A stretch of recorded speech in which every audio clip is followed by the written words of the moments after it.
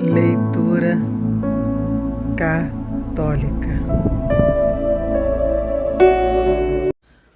Oi, meus amigos aqui do canal Leitura Católica.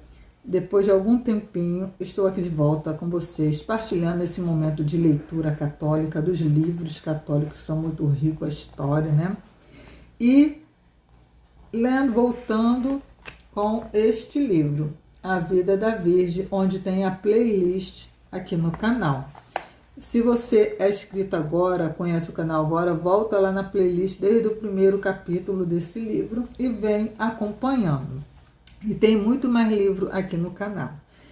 Eu faço parte, né, dos membros da Biblioteca Católica e gosto muito de estar lendo. Então, pensei de fazer esse canal de leitura.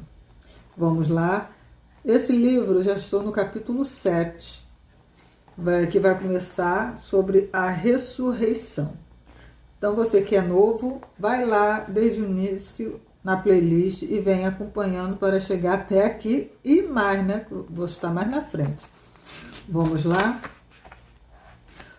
Todavia, a Mãe Imaculada mantinha-se inseparável do sepulcro e via, escutava tudo aquilo que se passava e que se dizia. Viu o violento tremor que acordou as primícias daqueles que dormiam, que fez os homens da guarda dormirem, e a pedra rolar, e em seguida os guardas despertaram outra vez e foram até a cidade. As mulheres que tinham partido de lá e depois voltado não puderam ver tudo isso, mas a bem-aventurada Mãe do Senhor, cativada pelo amor do seu filho e ainda inseparável do túmulo, foi testemunha ocular de tudo isso e testemunhou até mesmo sua gloriosa ressurreição. Pois outras mulheres também viram a pedra rolar e o anjo sentado sobre ela. Mas não souberam quando e como isso ocorreu. Somente a Imaculada, Mãe do Senhor, que lá permaneceu, sabia tudo. Por isso, recebeu antes de todos a notícia da ressurreição e foi julgada digna de ver seu Senhor e seu Filho antes de todos. Uma visão divinamente bela, o ápice de todo o bem desejável.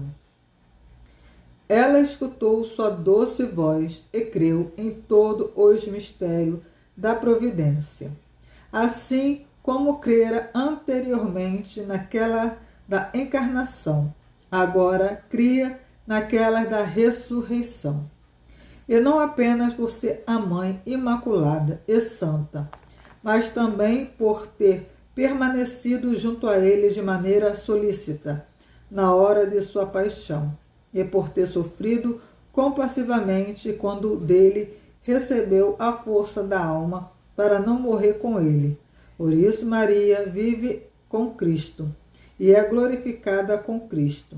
Assim, a Santíssima Mãe do Senhor viu a ressurreição de seu Filho antes de todos e avisou aos discípulos, e antes a Miróforas.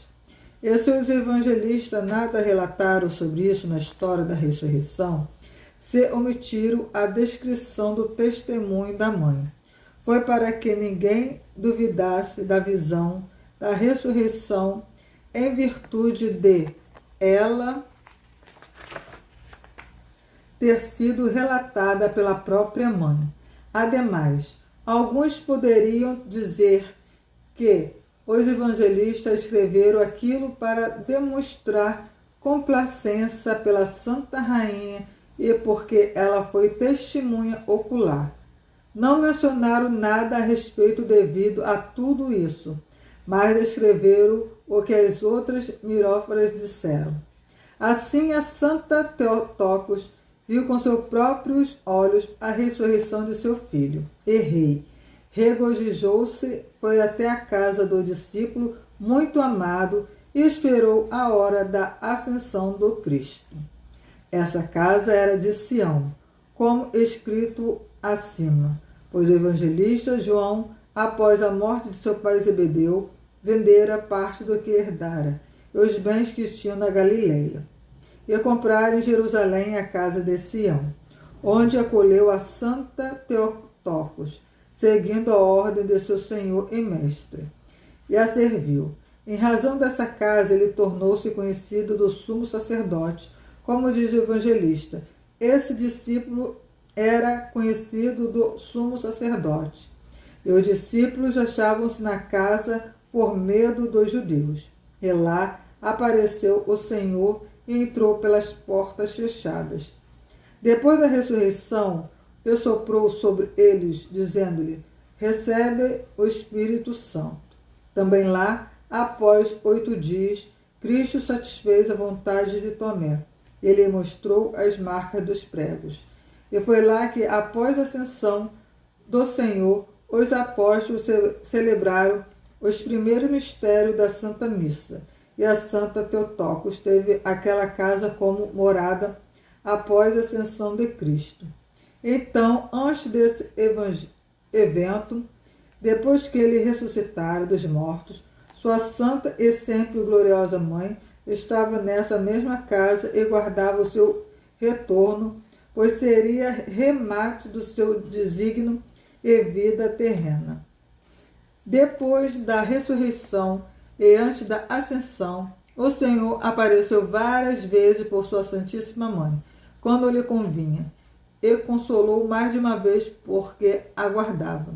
No entanto, não se manifestou com frequência aos discípulos, mas apenas quando necessário, e tomou o mesmo alimento na frente deles, para que acreditassem,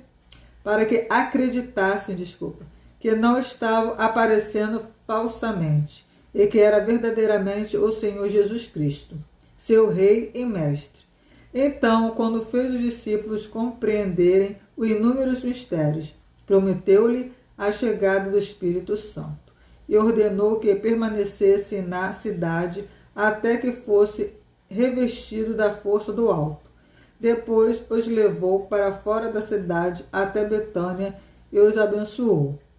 Lá também estava Santa Teotocos, pois também era apropriado que estivesse ali depois de ter seu coração partido no momento da paixão, mais do que o de qualquer outra pessoa, e depois de se manter inseparável dele, pois assim feria sua gloriosa ascensão e se rejubilaria. O Senhor prometeu aos apóstolos a vinda do Espírito Santo e os abençoou. Porém, a toda Imaculada e Santa Mãe era bem-aventurada, desde o princípio, desde que escutara: Ave cheia de graça, o Senhor é contigo. Bendita és tu entre as mulheres. Ela recebeu essa verdadeira bênção e seu ventre e deu à luz, a destruição de todas as maldições. Assim, desde o princípio também estava cheia do Espírito Santo e revestia a força das alturas. A partir daquele dia, o Santo Espírito veio sobre ela, e a força do Altíssimo o envolveu. Como disse o arcanjo Gabriel: o Espírito Santo descerá sobre ti, e a força do Altíssimo te envolverá. Então todas as promessas cumpriram-se nela, e ela recebeu a coroa do reino dos céus e da terra, assim como seu Filho, que ao ressuscitar dos mortos, não apenas como Deus, mas também como homem, e recebeu todo o poder do céu e na terra.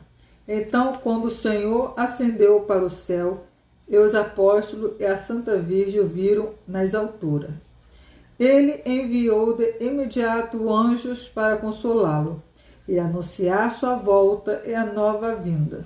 Assim eles o adoraram e voltaram para Jerusalém. Com muita alegria e perseverança na oração, com glória, juntamente com Maria, mãe de Jesus, e os irmãos dele, pois a Santa Teotocos sempre participava e era guia de todos os bens. Após a ascensão de Cristo, ela, tesouro de todos os bens, realizou todos os bens enquanto esteve na terra. A Santa Mãe do Cristo foi modelo e guia de todos os bens também após a ascensão, sendo modelo para os homens e mulheres, e condutora de todas as boas ações por meio da graça e do auxílio do glorioso Filho do Rei. Por isso, prescreveu os santos apóstolos o jejum e a oração.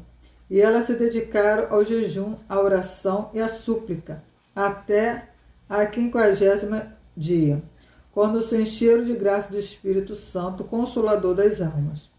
A partir de então, esses dignos apóstolos partiram para pregar o Evangelho e disseminar a palavra da vida por Jerusalém e por toda a Judéia.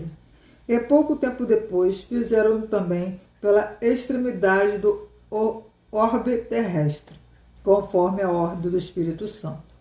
Fizeram discípulos de todos os pagãos e os batizaram em nome do Pai, e do Filho e do Espírito Santo, conforme a ordem do Senhor. No entanto, a mãe do Senhor morava na casa do apóstolo muito amado em Sião, e na medida de sua glória e louvor, completou seus dias santos e imaculados, com uma beleza divina. Pois quão admirável é, quão mais profunda do que os limites da natureza foi sua vida a partir de então. Eu diria até que foi mais elevada e admirável que a sua primeira vida, à exceção de sua concepção impressionante e inefável e do seu parto, porque esse elevado mistério está além de qualquer ordem da natureza, mas refiro à sua solicitude e sua vida divina, uma vez que suas ações posteriores não foram em nada inferiores à primeira. Considerei agora, portanto, não o sobrenatural nascimento, o maravilhoso crescimento do menino, e a concepção e o parto do Filho e Verbo de Deus, Rei e Deus de todas as coisas, um acontecimento impensável, incompreensível e indizível. Mas, a partir de então, a Virgem demonstrou ações que estavam além da natureza em todos os dias de sua vida, e com uma solicitude abundante conquistou triunfos invisíveis sobre a natureza e expulsou completamente o adversário da humanidade. Em seguida, na realização de seus labores, suportou inúmeras tribulações, provações, luto, lamentações durante a crucificação do Senhor, e foi revestida de vitória por todos os lados. Obteve uma miríade de coroas de triunfo e foi designada rainha de toda a criação. Depois, o mais grandioso de tudo é que ela viu seu filho ressuscitado do sepulcro e subir ao céu, com a natureza que tomara dela, o Filho e Verbo do Pai, verdadeiro Deus e Rei de todas as coisas. Após tamanha glória, Maria não teve de modo algum uma vida sem provações ou trabalhos, sem solicitude, longe disso. Mas como somente agora ela iniciava sua divina vida pública e mistério, ela não deu sono aos seus olhos, nem repousou as suas pálpebras, nem repousa o seu corpo. E quando os apóstolos se dispersaram pelo mundo inteiro, a Santa Mãe de Cristo, como rainha de todo, no centro do mundo inteiro de Jerusalém, morava em Sião com um apóstolo muito amado, que lhe fora dado como filho pelo Senhor Jesus Cristo. Maria enviou outros discípulos para pregarem àqueles que estavam longe e àqueles que estavam próximos. Ela mesma, contudo, por morar na cidade real de Sião, suportou sozinha, mais uma vez, aflições e agressões dirigidas contra seu filho. Por causa dele, a Santa Teotocos apunha-se e lutava contra os adversários, os judeus malignos, e novamente foi a intercessora e mediadora de todos juntos. E a ele, não somente dos fiéis, como também dos inimigos, a fim de que ele lhes fosse misericordioso. E os inimigos foram conduzidos ao conhecimento e à penitência, pois isso ela também aprendera com seu gracioso filho. quando estava na cruz e disse: Pai, perdoa-lhe, por não saber o que fazem. Ademais, era graciosa e misericordiosa por toda a própria e desejava a todos os homens a salvação e o acesso ao conhecimento da verdade. E não se satisfazendo somente com isso, aumentou as provações do jejum e da oração. Ela não se separava do sepulcro do Senhor. Lá era sua morada. Aquele lugar era seu quarto, pedra, seu travesseiro, os panegíricos, sua mesa, as histórias, lições e ensinamento da paixão do Senhor. Seu alimento, as lágrimas, sua bebida e banho, ato de se ajoelhar, de repouso e deleite, pois verdadeiros mestres dizem algo que chegou até nós. Como ela se ajoelhava frequentemente, suas santas mãos tornaram-se extremamente calosas, aquelas mesmas mãos com as quais segurava o colo do Senhor, que nascera de seu ventre sem semente. Agora, mais uma vez, ela suplicava e rogava. E quem seria capaz de descrever em detalhe seus labores e ações de uma beleza divina? Se alguém os narrasse ou escrevesse um por um, a quantidade de escrito se provaria enorme. Mas é sabido que, assim como ela permaneceu sua dispensadora e mestre e rainha de todos os fiéis e daqueles que esperavam em seu nome, homens e mulheres, seu companheiro e discípulos, também ela se preocupava e se angustiava com todos. Os olhos de todos nela esperavam, e no lugar do seu Senhor Jesus Cristo, na presença do seu corpo, entre homens, vinham aquela que o dera à luz, corporalmente, a Mãe Imaculada, e supremamente bem-aventurada. Ela os consolava e também os encorajava, a fim de que passasse por provações e fosse generoso para com todos. Até a próxima parte do capítulo 7.